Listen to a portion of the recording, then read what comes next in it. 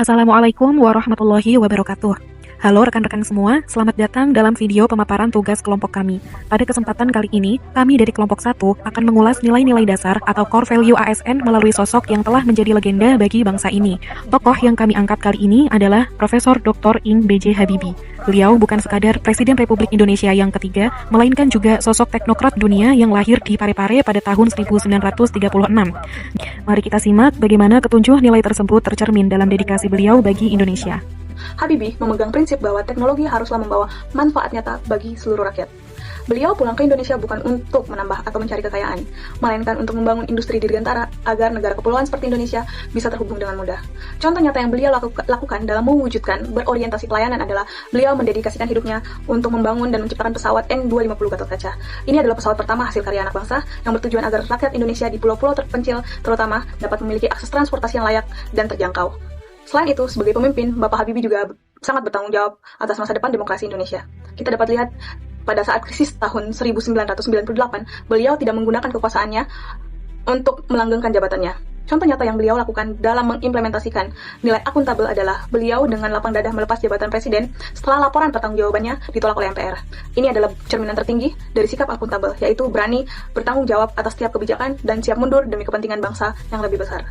Beliau membuktikan bahwa kompetensi tidak hanya sekedar gelar, melainkan solusi bagi tantangan zaman.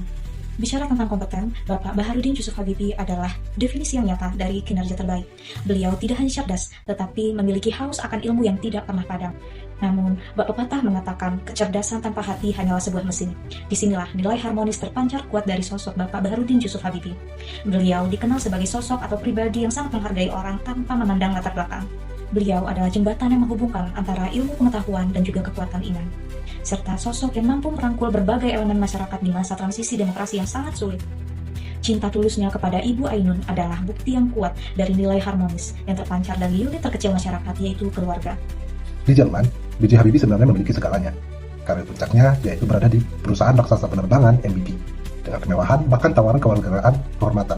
Namun, loyalitas B.J. Habibie pada Indonesia tidaklah tergoyahkan. Sang ibu pertiwi memanggil pulang.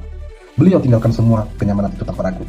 Ia memilih membangun martabat bangsanya sendiri, meski harus memulai dengan fasilitas yang jauh lebih terbatas.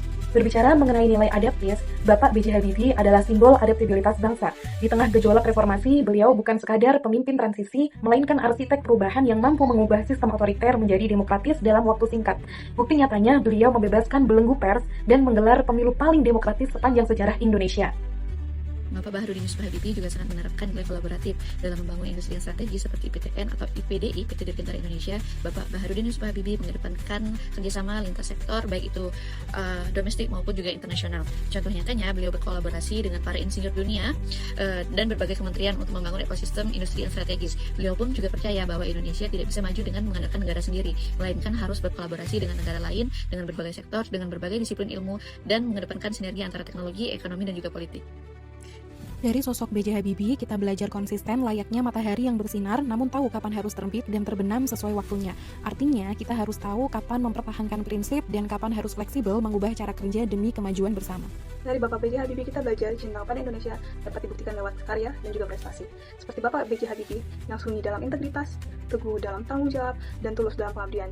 Itulah semangat ASN yang berakhlak, yang melayani dengan hati, bekerja dengan kompeten, jujur, loyal, adaptif, kolaborasi, demi Indonesia yang lebih baik. Bapak Baharudin Yusuf Habibie pernah berkata, tanpa cinta kecerdasan itu berbahaya, dan tanpa kecerdasan cinta itu tidak cukup. Pesan ini mengingatkan bahwa kita sebagai seorang ASN tidak hanya dituntut untuk kompeten, tetapi juga harus memiliki nilai harmonis, yaitu hati dan juga integritas.